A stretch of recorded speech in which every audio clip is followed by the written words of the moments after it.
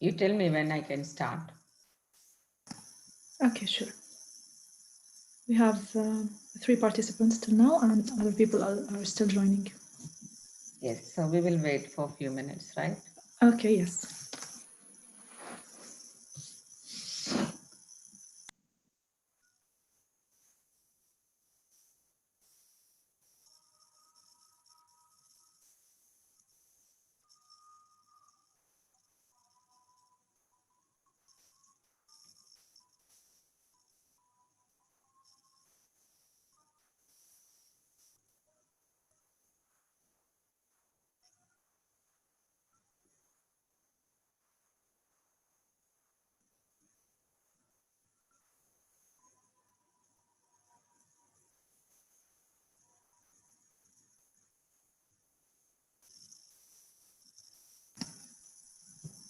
Okay, Dr. Smith, I think you can start.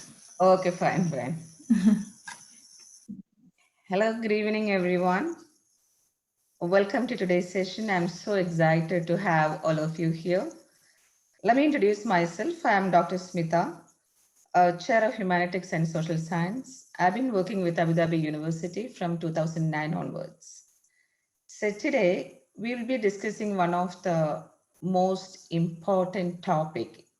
We all are aware that during pandemic, especially the last 1 year, the number of people who suffer with anxiety and depression has escalated. The percentage increased a lot. So today, through this session, we will be discussing about some of the common anxiety disorders especially during this pandemic.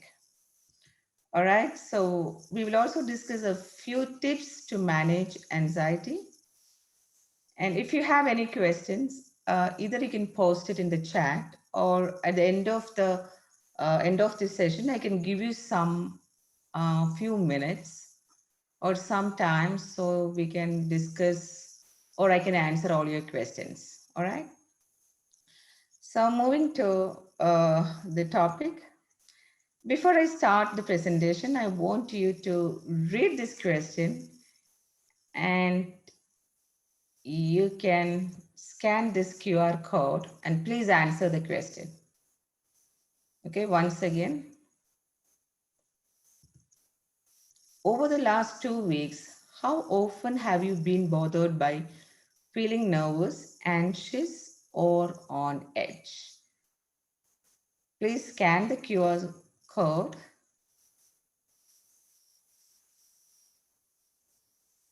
Come on.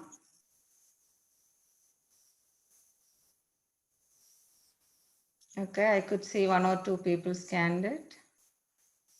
Yes.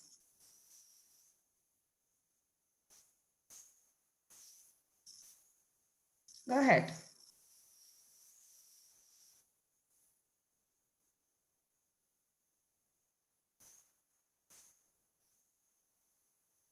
Good.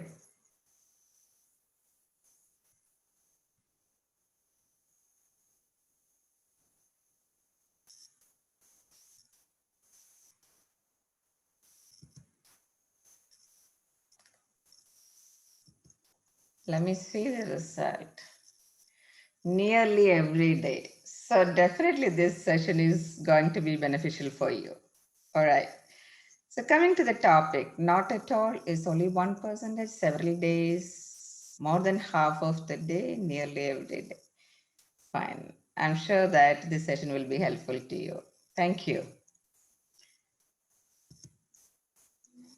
See, if you look at the percentage of mental health issues in this part of the world, that is in Gulf countries, especially in UAE, 75% of the psychological conditions in this country is related with depression or anxiety.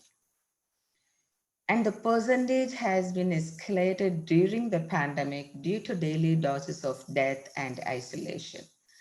I heard from one of my cousin who is working as a psychiatrist here. He said, before pandemic, they usually get around 400 cases per week. And during this and after this period, like during this period, he is receiving around from 400 to 600 cases per week. So we can see the increased number, or the people who are suffering with anxiety is one of the most common mental health issue among people here. So here I'll be discussing about what is anxiety and a few three various types of anxiety, and then I will give you some very practical skills which we you can practice to get over these conditions. So what is anxiety? A little bit of anxiety is always good. That will give you that force, that will give you the motivation to get into a task. If you're not anxious, you become so cool and you become lazy. So better, normal level of anxiety is always good. Um, I will answer all your questions later. Okay, I could see somebody is raising hand. So let me define anxiety. This is, we can say it's an excessive fear which is interfering your performance.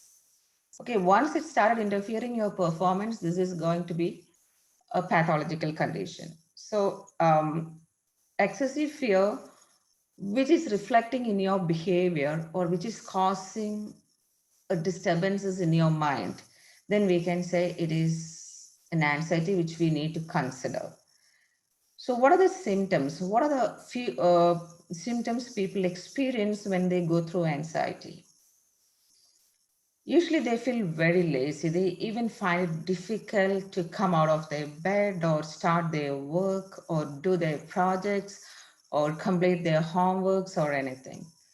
And these patients or these people find it difficult to get into sleep, or once they started sleeping, they wake up after 1 or 2 hours.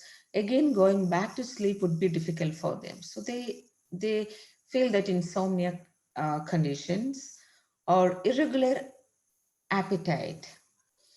They find it difficult to uh, either some people they indulge in overeating or some people they stop eating. Okay, then another symptom is a kind of tiredness throughout the day and night.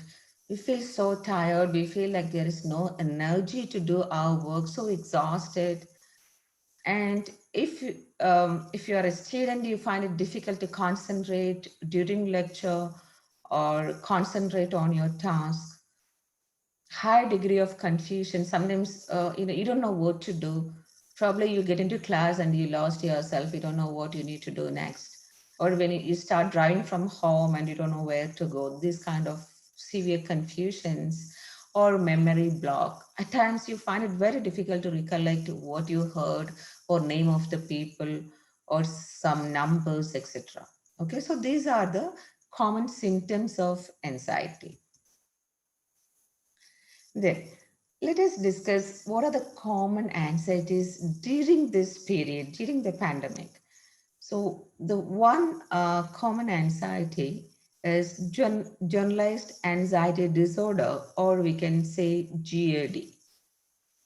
At times, if you look at yourself, you feel like, oh, today is so negative, or you develop a feeling like something dreadful is going to happen.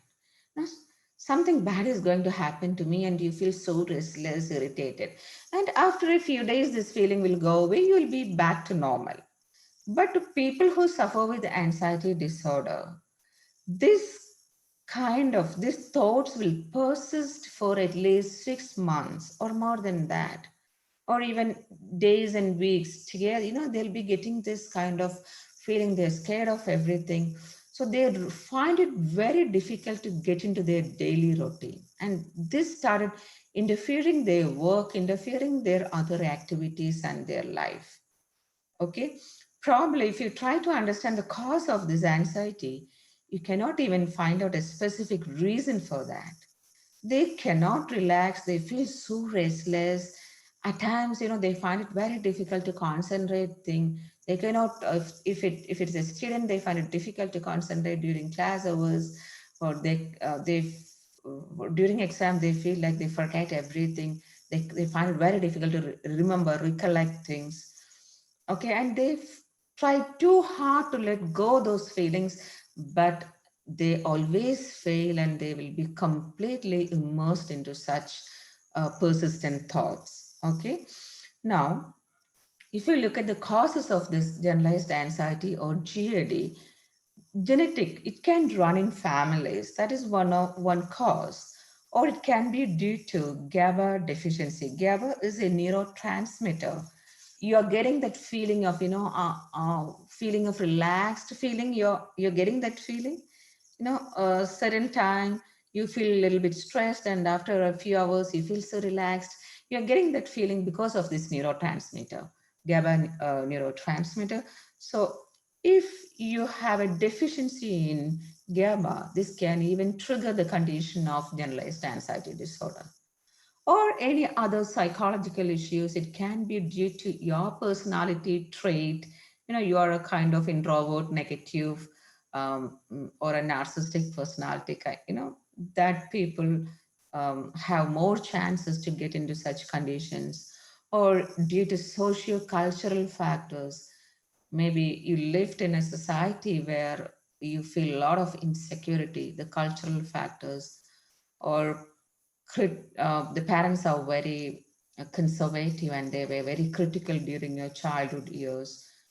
Any kind of trauma which happened in your life, all this can contribute to generalized anxiety disorder. All right. So I want you to watch a video.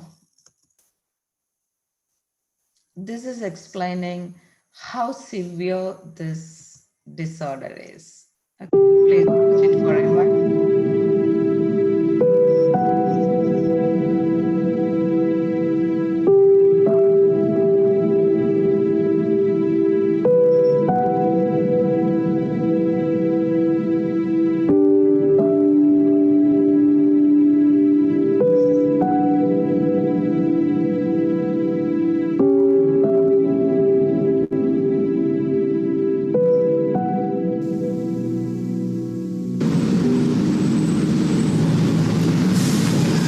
Sorry. Late again? It's Mimi. Again, should be the death of me. Mimi?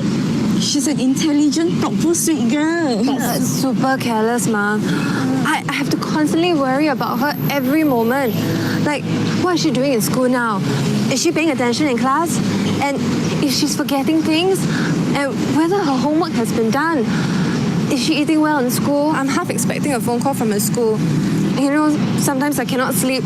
Just waiting for the phone to ring, waiting for some bad news about Mimi or Jack. And Jack is always busy at work. I worry about him not having his meals on time. He's not at all concerned about his own health. And he's always flying for work. Ma, I'm so afraid something will happen to him during one of his flights. Stop it. There you go again. Worrying about things excessively. You have been this way all these years. Try and relax. And take things easy. Mom, I haven't received a call from my helper. She's supposed to call me every day once May reaches home. So, don't worry. Maybe I should go to the school and check. Mimi is fine. Don't worry. It's going to be okay. No, I have to go home and check. I need to make sure she's reached home safely. I gotta go. I'll call you later, okay? So?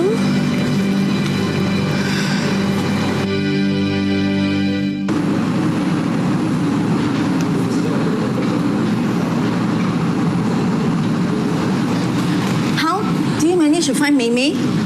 Where is Jack? No, Jack is rushing down now. Ma, I just knew something would happen to her. I knew it. I just knew it. Hello, Mr. Tan? Sorry, I can't come into the office today. So sorry, but my daughter is missing. Yes. Again? No. This time it's very serious. Sorry, I know I haven't come into the office for a few days. I can't talk to you now because my daughter, she's in big trouble. Do you call the school? Nobody knows. I went there already just now. If I didn't meet you earlier, May would be safe and home by now. Calm down. Stop pacing around. You're making me nervous. How do you expect me to keep calm? Mimi is missing. What time she's supposed to come home? 25 minutes ago. What? It's just less than half an hour. Lots of bad things can happen to Mimi in that short time. Just call the school bus driver. I did, but he's not picking up. He's probably driving. Don't worry. Everything will be fine. Oh no. The school bus must have been in an accident.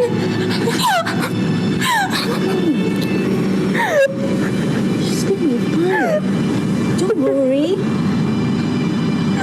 Wait, okay?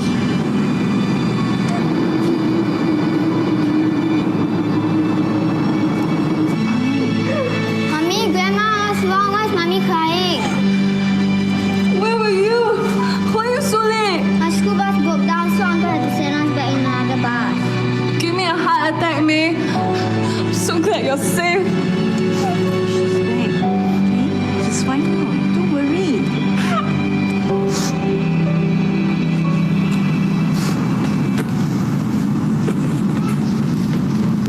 Hey dear, try to get some sleep. Don't worry so much when I'm away. No use. You know I can't stop worrying when you go away for these business trips. And I just can't sleep. All these thoughts in my head. My neck and back are killing me. So painful. Just relax and please get some sleep. You're too tense. I know you didn't sleep well for the past weeks, months even. You keep tossing and turning. Don't worry. How can I not worry? Your worry is getting worse, you know. Let's not talk about me. I've already packed an extra set of clothes and medication in your luggage. Another set? Why? Cause check-in luggage always gets lost. What are the chances? Look, I'm only staying overnight. Just one night only. So, never mind. Whoa! So heavy! What did you pack inside? Have you chosen your seats yet? Don't sit too near the wings. Because the fuel lines are on the wings? Yes. And what if the plane explodes? Just what will happen to me? Can you stay, please? Don't fly anymore. Just take another job. So, I've been flying for years. Your anxiety is getting worse. You're scaring yourself. I'll be back tomorrow night. Don't worry about things that won't happen. So you think I'm crazy for worrying about you, our daughter, our home? You're picking a fight with me when my only concern is my family's well-being? No. But if I don't worry, who will? Tell me, if you die in a plane crash, what will happen to me? Who will help me? No one. And I can't get another job after what happened at the last one. Nobody understands the time and effort it takes to look after a family nowadays. And so what if I was on leave for 2 weeks last month? I can't help it, right? Now nobody wants to hire me. And all my worries are for what? It's for this family. No. You can stand there and tell me to relax. So...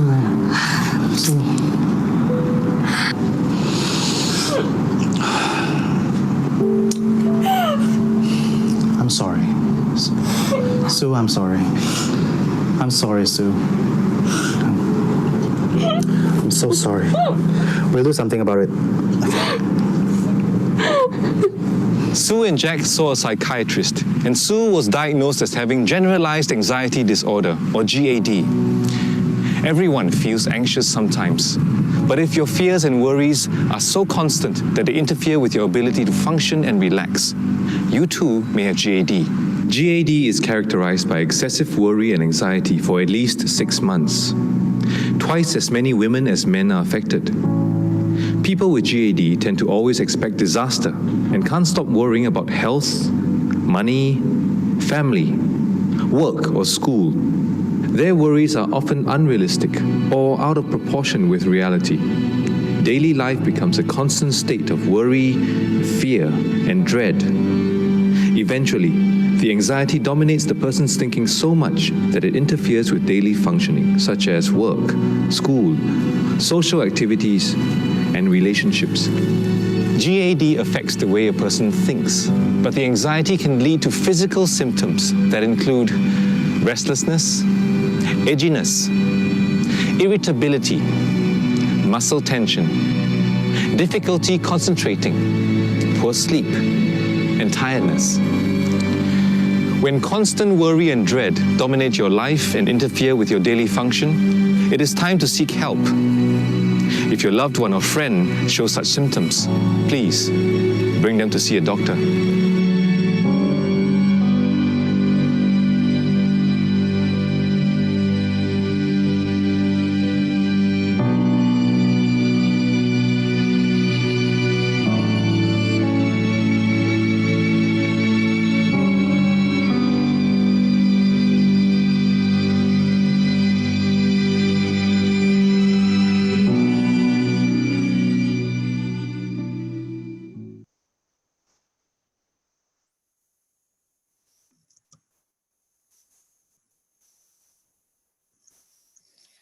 I could see somebody raise their hand.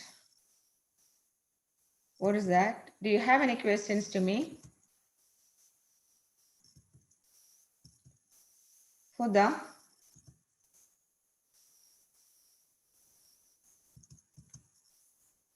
You can type it if you have questions.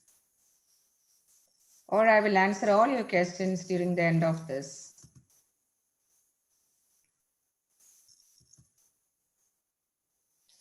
Okay, so please keep in mind that if sometimes we also have the feeling like something dreadful is going to happen, which is not a disorder, which is not at all a problem. But once this anxiety persists, or if it is persisting for more than few weeks or months, then only we need to worry about it. Okay, now let us move to the next one, that is obsessive compulsive disorder. Maybe some of you will be familiar with the term OCD or obsessive compulsive disorder. So here, yeah. So OCD means I don't know who is that raising hand. Uh, can I can I answer your questions at the end of the session, please?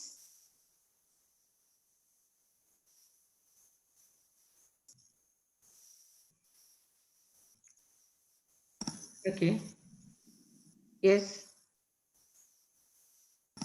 Doctor, they will type the questions in the chat, so at the end of the session, you can answer them all together. Yeah. Thank you. All right, so coming to OCD, as I told you, you might be familiar with the term OCD. Here, the people usually, suppose when you early morning when you leave your home or when you lock your car, you check it once or twice whether you locked it properly, or maximum 3 times you will check, or you go and switch off the gas stove. Then you check it once more whether you locked it properly. This is, or nowadays people have a tendency to wash their hands very often. Okay, some people wash it a number of times. So these are all quite normal. But people who suffer with OCD or obsessive compulsive disorder, they have an uncontrollable tendency to repeat certain actions. So why this is happening is they are getting some recurring thoughts, suppose, oh, my hands are dirty.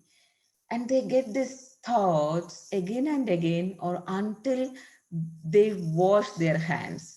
So these obsessive thoughts are leading to compulsive action. Okay, that is OCD. They are getting recurring thoughts, and these thoughts can lead to compulsive action. So the main symptoms of OCD is excessive cleaning, excessive checking, or some people have, some people, they have the habit of counting the money and they count it n number of times, or some of them, they silently repeat the prayers or some words or phrases, or sometimes some people when they climb the stairs, they count the number of stairs.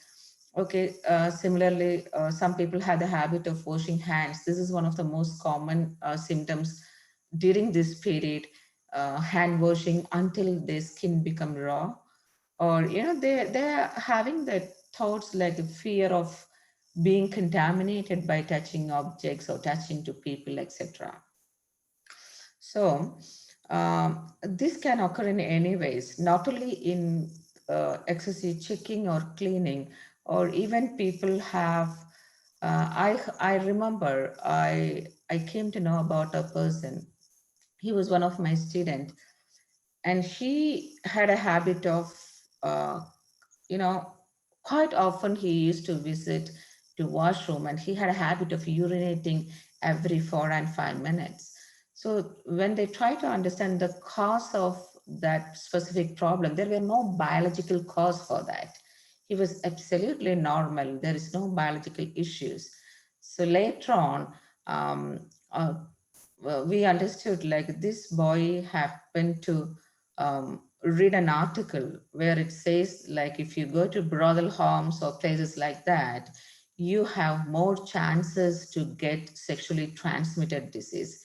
So for a fun, he visited such a place with his friends, and later after that visit, he developed that fear that he will be infected with a sexually transmitted disease. And somewhere he read that if you urinate, you will be able to get rid of all those issues. Okay, so that was the reason. And later on, after a few years, he developed this OCD. So the causes of OCD can be, as I told you before, genetics.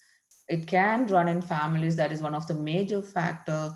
Other psychological factors, like it can be due to continuous stress, life stress, or as I said before, some incidents can trigger such behavior. You know, some incidents which happened in their life can trigger this kind of problems. So that is obsessive compulsive disorder or OCD. And the next one is post traumatic stress disorder or PTSD. You know, this is very common with people who witness an accident or experience any traumatic experiences in their life. This is very common with soldiers as well. So here, this is again PTSD is another anxiety disorder, and people suffer with flashback memories. You know, after witnessing an incident or after experiencing an incident, they find it very difficult to sleep due to that flashback memories, nightmares, and they go through severe anxiety. They find it very difficult to control their thoughts and get back to normal life. Well, let me tell you, this is very common. Like, this is a natural thing.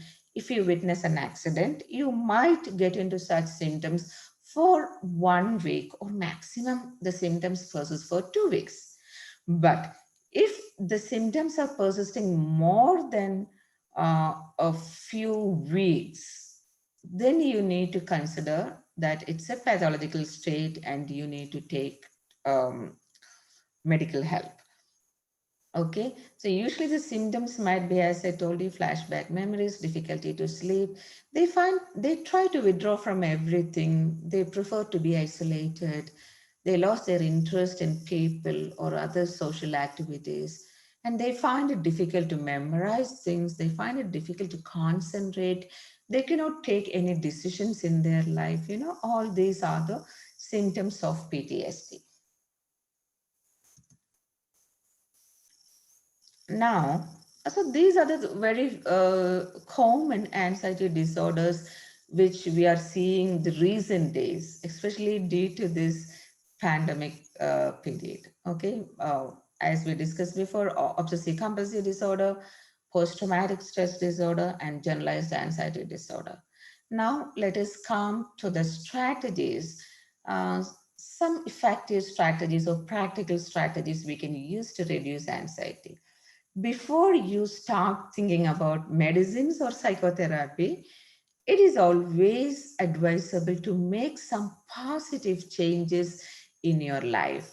For example, like engaging in some very, pleasurable activities, mm, like getting into um, try to learn something new, for example learning an instrument, uh, learning some new courses or dance classes, or hang out with your friends, arrange a party with your friends or loved ones, so get into some activities which can make you really happy. Similarly, having a regular sleep pattern. Sleep is very important.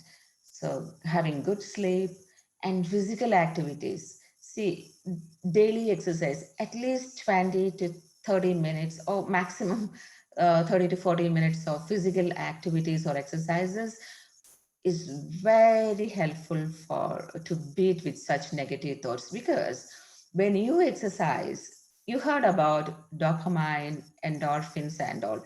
These are happy hormones.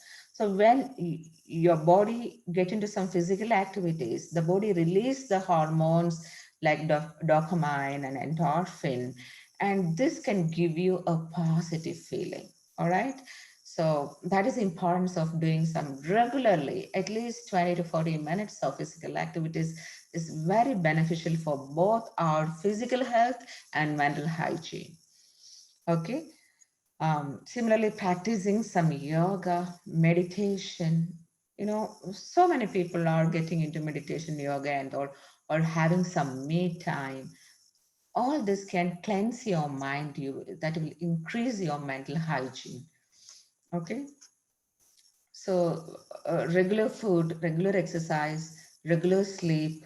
Apart from that, having some engaging into some pleasurable activities. Okay, we can easily do such or practice such things.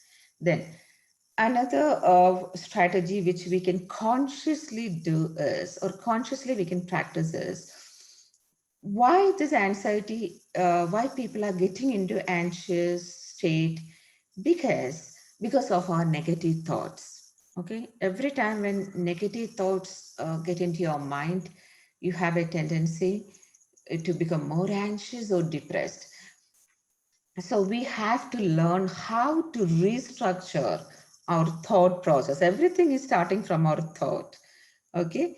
So we in psychotherapy, we use a technique called CBT or cognitive behavior therapy, which is a highly structured strategy and very beneficial and very helpful for people to restructure their thoughts. So in fact, what is happening here through cognitive restructuring, we will encourage people to identify their negative thoughts. So, consciously, you need to put some effort, you need to think about it, and you have to identify what are the negative thoughts going on in your mind. And you need to evaluate the accuracy of those thoughts. So, suppose before an exam, if most of us get a feel like, oh, I'm going to mess up this exam, I'm going to fail for this exam. Okay, so after every exam, you need to see, did you fail? How was the exam? So most of the time you get a feel, oh, that was simply a fear. And I have done a really good job during my exam and I got very good marks. Okay, so here you're proving that your thoughts were wrong. So similarly, you need to evaluate the accuracy of such negative thoughts, and we should consciously put all our effort to replace that negative thoughts to positive. So if you're replacing, there are some structured worksheet kind of activities which we can practice it. So again, one more point is, um, everything, if you're practicing for a long period of time, it will become part of your behavior. So at least 21 days or 40 days, if you're, some people 21 days are enough, but some people, those who find it, some people are quite more negative, it's very difficult to change their thought process. So such people, you might work with them 40 days. So if you are continuously practicing in a structured way, you will be able to replace your negative thoughts into positive. As I told you, this will become part of your behavior, and it's like a behavior for you, and which will reflect in your personality. All right. So that is another strategy. Then apart from that, nowadays a lot of supportive groups are available. Even outside, professionals are there. They can support you with all your emotional problems. Or if you have somebody at home, like your mom, your friends, or your siblings, anybody whom you feel like you can trust them, you can share your thoughts. So every time when you share your negative thoughts, you are getting a chance to cleanse your mind. You try to unwind all your negative thoughts, And so whatever they, even if they are simply listening to you and they are not talking anything to you, you are getting a chance to channelize all your negativity. Okay, so that is also sharing your thoughts with others is also very helpful.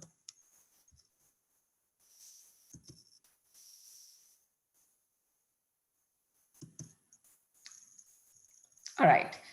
So this is the first part of my presentation. As I told you, I spoke about 3 common anxiety disorders, and also I told you some strategies which you can easily practice in your day-to-day life. Now I'm coming to the next topic, that is text anxiety. I'm presenting this because a lot of people requested for this topic. Nowadays, even in the classroom, as a professor, I always observe this with my students. Maybe 30 to 40 percentage, and the research is supporting that 30 to 40 percentage of the student population is suffering with one or the other form of test anxiety.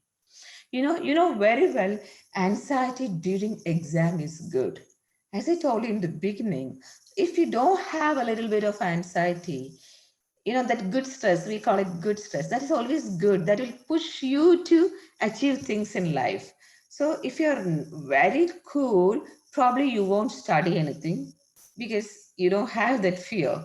But if the anxiety is going out of your way, if it is exceeding, what will happen? It will interfere your exam performance. So because of anxiety, you are not able to perform well. And that is again a pathological state which we need to get support. Let us see what are the causes of test anxiety. One of the main cause of test anxiety is if you are not preparing well. Okay, poor preparation from your end. So even if it is an exam or if you're going for a presentation, if you don't have adequate preparation, which can cause anxiety, that is very obvious. And second reason, what I observed recently with my students are they are quite uncertain about the new grading system due to current situation. Some students, they miss it, they don't listen to class properly, or some students are worried about, we are in our university, we are using responders lockdown browsers where they'll be recorded throughout the exam. So some students are really uncomfortable and worried about using camera during exams or timed exams. All these are triggering their anxiety. Okay, so this is another cause. Then some students, they have high expectations, like I cannot afford to get a B plus. I have to get an A for the test. Okay, so that is another reason. Then some of you feel like, oh, if I'm failing or if I'm getting less mark, I'll be so embarrassed in front of others, and they'll be, or my parents will be so disappointed, or my parents will be so angry with me. So that family members' pressure can trigger anxiety. Then another reason is so much of negative self-talk. I'm not going to pass. I'm not going to get good marks. Oh, if I forget everything, what will happen? So this kind of negative thoughts can also trigger test anxiety. Then just say, if a student is suffering with too much anxiety, what will happen? Of course, this anxiety can clog your thoughts, so which can block your thoughts, and it create a negative frame of mind, and you'll be so scared. Because of that fear, you forget everything. Okay, and eventually this lead to poor exam performance. Now, do you know what is the main cause of exam failure? It's not that giving wrong answer to question, but the main cause of exam failure is students find it difficult to comprehend the question due to anxiety. When you read the question, you're so fearful, and you got your question paper, you started reading the question, and because of fear, you feel like there is a blockage. you find it difficult to comprehend what you're reading. So this can lead to exam failure. Okay, that is one of the most common cause of exam failure. Now, how we can reduce exam stress? Talk to your instructor. I told you in the beginning, if you're so worried about the new exam system or grading or response browser or cameras, timed exams, talk to your instructor and understand, have a clear perception about your exams. That is the first thing. Then second one, you need to attend all online classes. Nowadays what I can observe, more some students, I'm not telling a big percentage, but a small percentage of students, they have a tendency to, they just come online, then they go back and sleep, or they'll be watching some movies or whatever they prefer, maybe Netflix or kind of things. So please, you don't have a direct contact with your teachers. Sometimes you can miss something very important if you are not focusing or if you are not attending the online classes. Okay. Similarly, I'll talk to you, Mohammed. Then similarly, you have to take notes and clarify your queries during class hours. Any questions, the teachers will be very happy to answer your questions. Then pre-plan everything.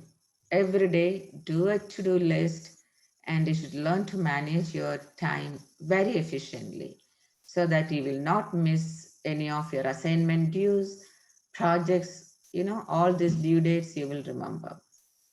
Then, apart from all this, you need to understand that you should be a very committed student. You have to strongly believe that you are responsible for your own destiny. You cannot blame others for your failure. If you're failing, it's only because of your mistake and your responsibility. Okay, that is one thing.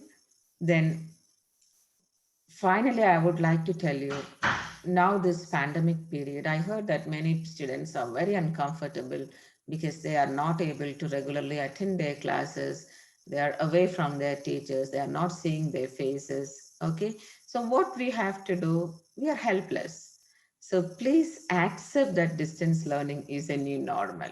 Maybe this will continue for another 2 or more months. Then things will be back to normal. And if you find, you tried all these techniques, but still if you feel like you are not able to get proper help, you can also try good physical and physical exercise, like diet and exercise. So diet, proper diet, nutritious food. So if you're taking nutritious food, you get energy, proper energy to concentrate, and that will help you with that will help you to sustain with all your cognitive abilities. Similarly, some people, some children have, the students have the habit of taking too much of caffeine.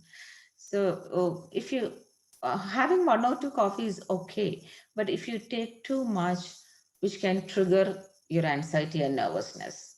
Okay, and then proper sleep, we already discussed that before, because tiredness can always promote anxiety. And now, most of us are living an isolated life.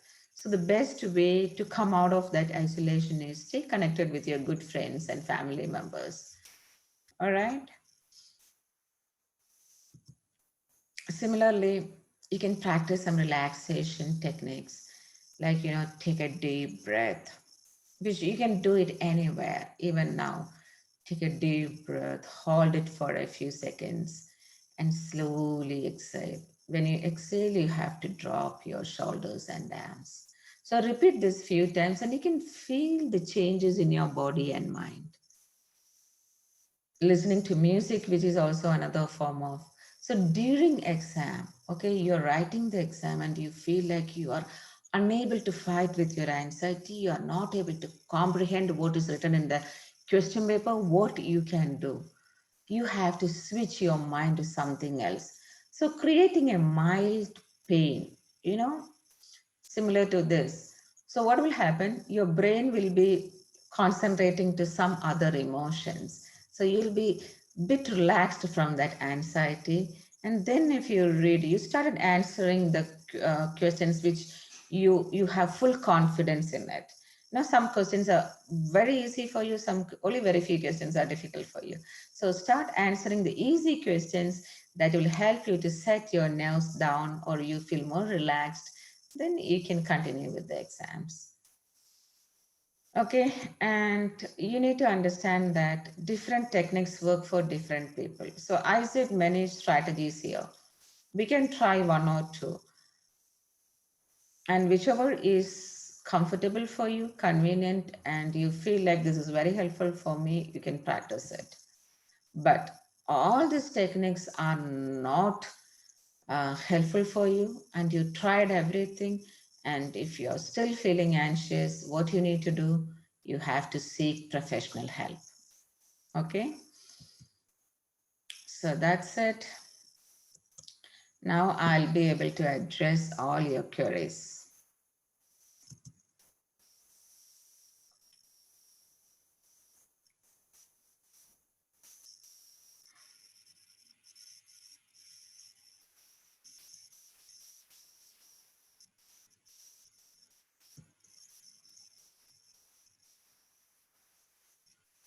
Do you have any questions?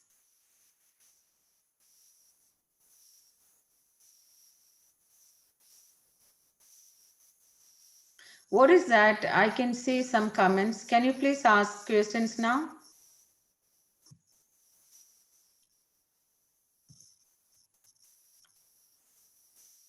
Do you have any questions?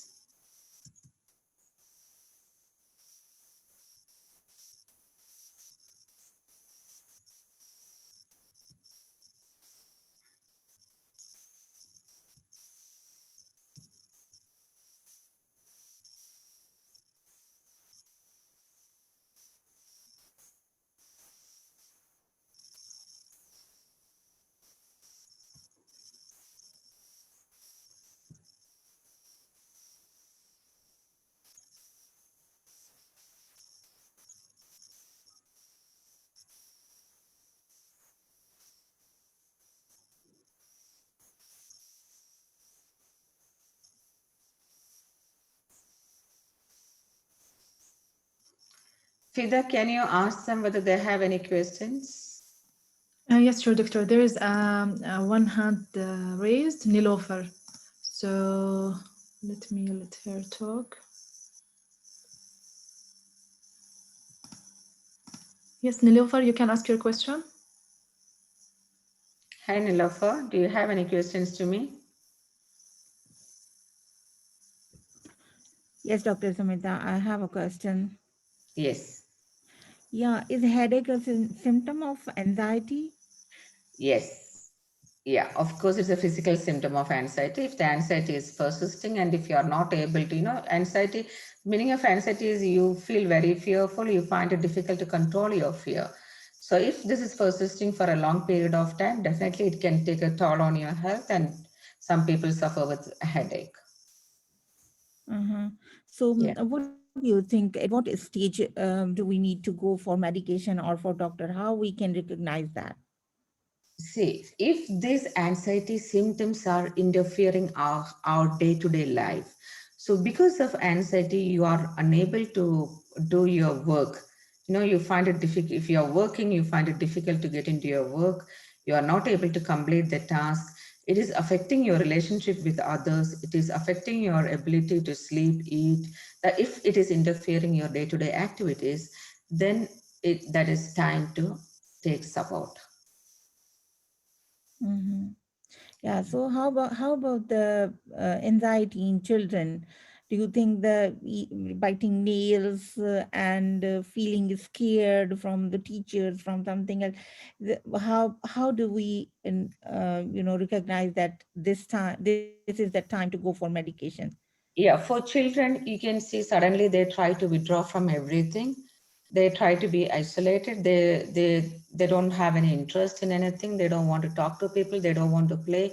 They don't want to go to school. Okay, or some children, they are so reluctant to eat, and they're not worried, and they'll be very irritable, crying spells. When you notice all these symptoms, we need to understand that we need to talk to the child. Yeah. Thank you. Yes. Another question, Doctor. Yes. My question was, is it normal to feel like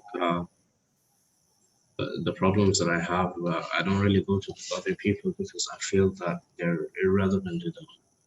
Not irrelevant, but too small or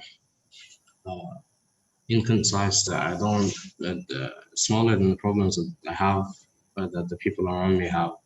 So I don't really go to them to help, to ask for help. Is that normal or is it not?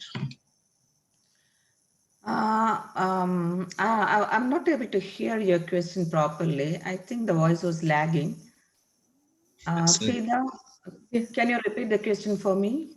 So is it out of the ordinary to feel like my problems are too irrelevant or too small compared to the people around me that I feel like I should not complain to them? Oh, okay. So people around you feel like it's so irrelevant and you're No. hesitant to. Me myself, I feel that my problems compared to the people around me's problems are Oh, too small. They're not really problems. okay, so you try to compare your problems with others and you feel like it's too small. Yeah, and I feel like it's not fair for me to complain if they're not. Okay, fine. So what's the question? Is it normal or should I? It is that shows your emotional maturity. Okay, so this is a kind of defense mechanism. People feel like, oh, this is too small, and that is good for our mental health. But as I told you before, if the problems, like your emotional problems, are really interfering your day-to-day life, then seeking support is good. Okay. Yeah. Okay. Thank you. I think, Doctor, that's all. That's all the questions we have. Okay, fine. Thank you. Thank you, Doctor, for the session. I think we'll close this workshop here. Thank you, Doctor. Thank you all for attending this workshop. Thank you so much.